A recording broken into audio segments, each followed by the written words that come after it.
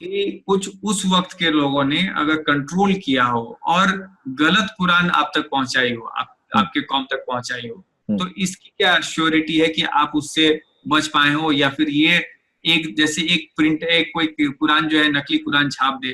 कुरान को नाजिल हुए 1400 साल से ज्यादा हो रहे हैं। अब अगर किसी ने छुपाया होगा तो कहीं और सबूत होगा ना उसको छुपाने का। वो सबूत लाइए, हम मानते हैं, हम उसको देखेंगे कि वो सबूत कैसा है। आप एक तरफ दावा करते हैं कि कुरान के अंदर फैब्रिकेशन हुआ है, और जब हम ये कहते हैं दलील लाइए, तो आप ये कहते हैं कि नहीं पॉसिबिलिटी है। पॉसिबिलिटी तो दलील नहीं होती ना। जब आप दावा करेंगे तो दावे के साथ दलील होनी चाहिए। वो दलील कहां है कुरान के फैब्रिकेशन की?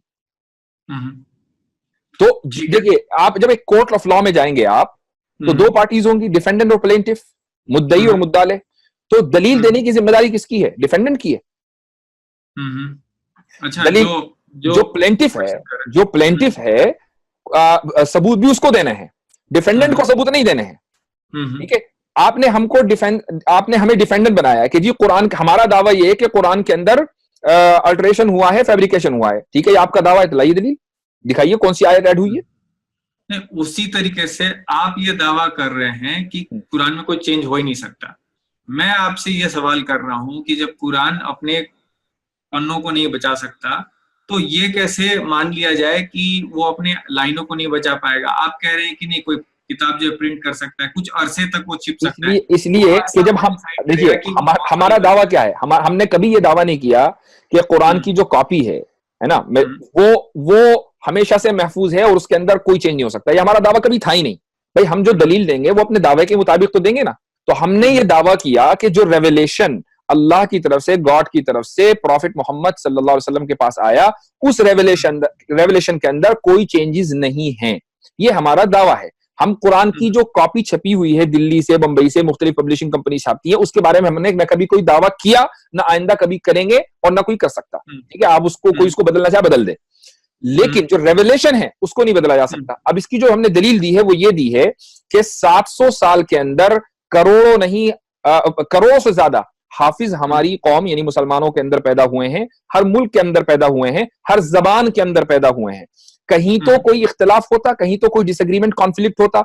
मसलन कुरान करीम का जो पहला चैप्टर है वो सूरह फातिहा, हम उसको बोलते हैं, अल्हम्दुलिल्लाह रब्बिल आलमीन से शुरू होता है। तो हो सकता है कि अमेरिका में या मलेशिया में या इंडोनेशिया में या ऑस्ट्रेलिया में कोई दूसरा हाफिज होता, वो अल्हम्दुलिल्लाह रब्बिल आलमीन के बजाय दूसरी आयत से शुरू करता वो चैप्टर। ऐसा क्यों है कि हर हाफिज वहीं से शुरू करता है और उसी चैप्टर पे खत्म करता है कि जहां उसको खत्म होना चाहिए? तो ये इस बात की दलील है कि उस वही के अंदर, उस रेवलेशन के अंदर कोई चेंज नहीं हुआ है।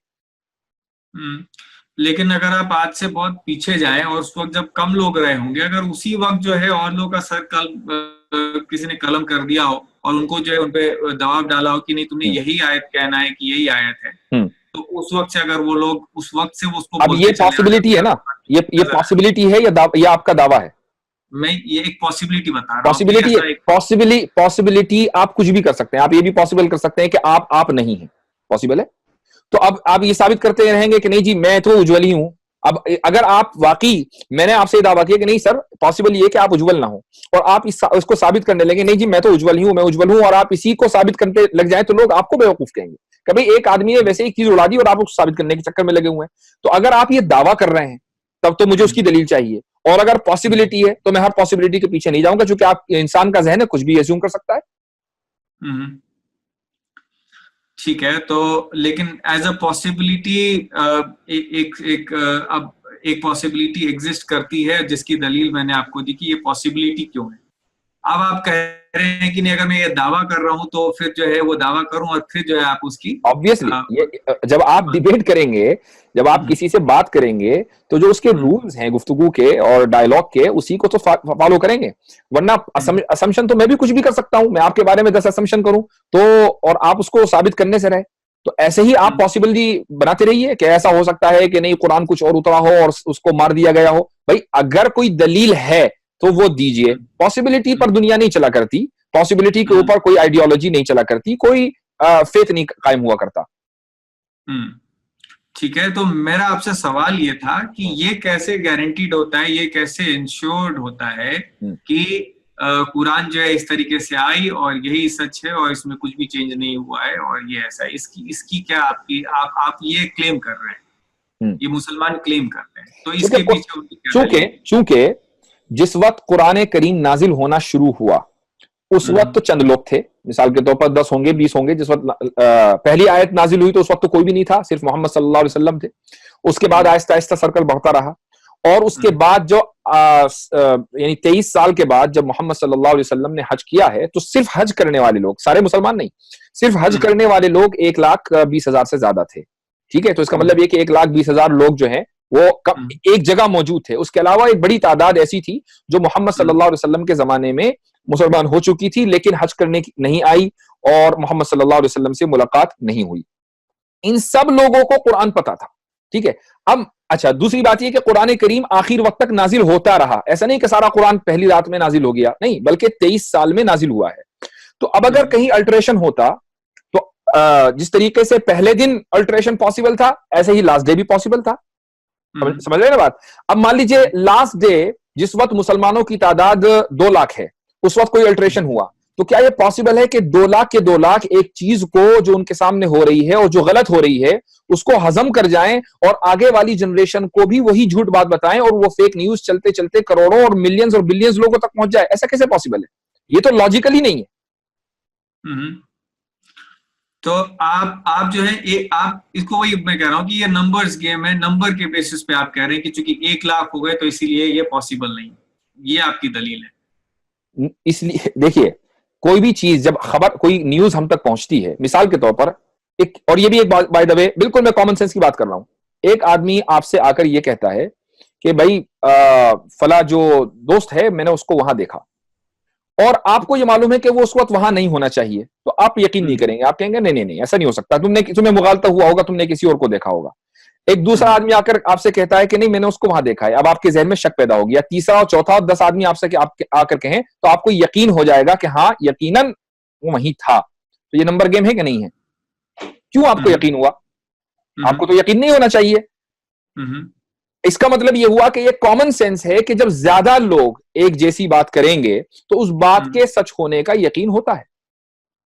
हाँ, अगर मान लीजिए 10 लोग एक बात करते हैं कि आपके दोस्त को मैंने वहां देखा, लेकिन एक 11वां आदमी आपसे आकर कहता है कि नहीं मैंने तो नहीं देखा, मैं भी वहीं था लेकिन मैंने तो नहीं देखा। अब आपके दिल में जो पुराना फेथ है ना वो रीइंस्टेट होना शुरू हो जाएगा कि हाँ नहीं 10 लोगों को मुखालदा हो सकता है।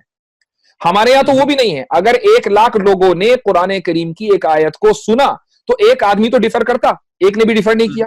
इसका मतलब यह कि 1 लाख के 1 लाख इस बात पर एग्री करते हैं कि ये कुरान करीम की जैसी आयत हमने देखी है सुनी है वैसी ही है, तो अब हमें यकीन क्यों ना पैदा हो?